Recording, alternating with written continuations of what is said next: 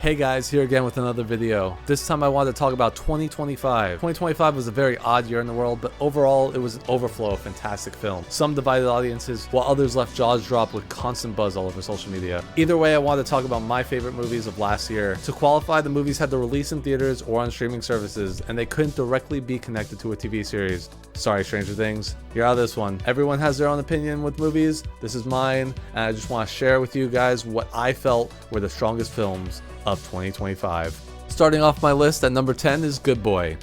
Now here's the thing about this film. This is not my type of movie, and I will never rewatch it a second time. This movie is absolutely a wall of emotion, and it's very hard to watch. That being said though, I really respect this film. It is extremely well made, and it's meant to make the viewer feel uncomfortable, and it does that better than almost any movie I've ever seen. Coming in at number 9 is Dropped. This is a really overlooked film that touches on heavy themes of abuse, all while delivering one of the most creative takes on a whodunit story. And by the end, it keeps on guessing on what's going to happen next. Watch this one on the movie night, it's guaranteed to put you on the edge of your seat.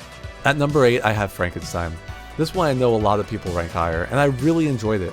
Guillermo del Toro had that very interesting way of telling gothic stories that feel very macabre, and he creates creatures that we can't help but to emphasize with in almost every film he creates. The only reason I rank it lower is it felt very safe compared to the other recent monster films like Nosferatu. That movie had a constant sense of dread, and I didn't really get that from this one as much. While Frankenstein had standout moments, the film higher on this list surprised me a little bit more, and that being said, this is still a fantastic movie that I can't wait to revisit in the future. At number 7, I have Thunderbolts. This movie takes a familiar group of characters and transforms them into something deeper. It delivers some of the best scenes we gotten from Marvel in years with surprisingly strong emotional themes going on throughout the film. Florence Pugh absolutely makes this movie for me. The reason it ranks higher than Frankenstein is its rewatchability, and yes, the fact that maybe I'm a bit of a Marvel fanboy. This felt like a great return for Marvel, and I hope to see more of this level of quality when Doomsday comes out later this year. At number 6, I have Mickey 17. The more I think about this film, the longer it sticks with me. The hardship of the protagonist combined with the cruelty of everyone around him tells a deeply interesting and conceptual story. Robert Pattinson's performance is everything this movie needs, completely unrecognizable, and you fully believe he's playing two different characters. This feels like a film that will eventually become a cult classic. A phenomenal performance, a cheeky tone, and a great overall time.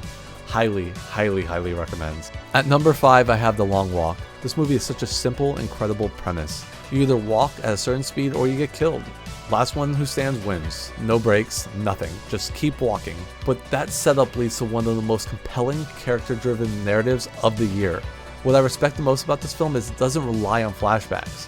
It focuses entirely on the characters and the bonds they form through the hardship. I thought I might get bored, but I was on the edge of my seat the entire time. Stephen King has a unique way of telling stories, and this will definitely go down as one of his strongest adaptations in his film library.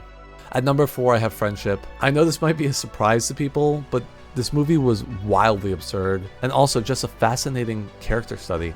It follows a deeply selfish man who values his friends over his family and explores that in some of the truly most bizarre situations. It's definitely one of the best comedies I've seen in years. By the end, it becomes unsettling in both comedic and tragic ways, and the performances are strong, the scenes are memorable, and this film is unlike anything else I have on this list. At number 3, I have Sinners, which is probably one of everyone's favorite films of the year. This movie is phenomenal and absolutely a must-see. I'll definitely rewatch it multiple times in the next few years. The cinematography and the performances are exceptional, but what kept it from ranking higher than the other ones on this list is that I love the setup so much in the beginning, but the vampire element felt slightly out of place towards the end. I understand the reasoning, but I also feel like the story could have worked with a different supernatural threat overall. That said, this was still a must-watch and a fantastic film.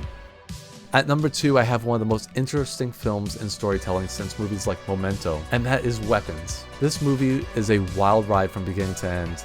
Each story is just as engaging as the last, and the film trusts the audience to solve the mystery without ever explaining anything. The only reason it's not number 1 is that mystery films don't always hold up on a second watch through, and is not as special on the second watch through. But either way, this is one of the best movies of 2025. At number 1, I have a movie that I think everyone is overlooking, and that's Predator Badlands. Now remember, this is just my opinion, and I'm not even a huge Predator fan. I like the original, but I've always preferred the Alien franchise. Prey was good, but it still didn't blow me away or anything. This movie completely surprised me. It takes inspirations from Greek epics and reworks them into a sci-fi story about identity, growth, and survival.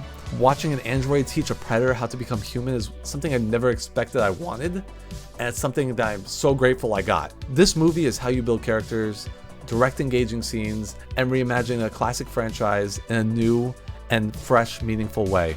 As crazy as it sounds, Predator Badlands is now one of my top 10 favorite movies of all time. That's the thing about movies, we all connect to them differently. Some films give us excitement, while others give us experiences we've been waiting years to see on the big screen.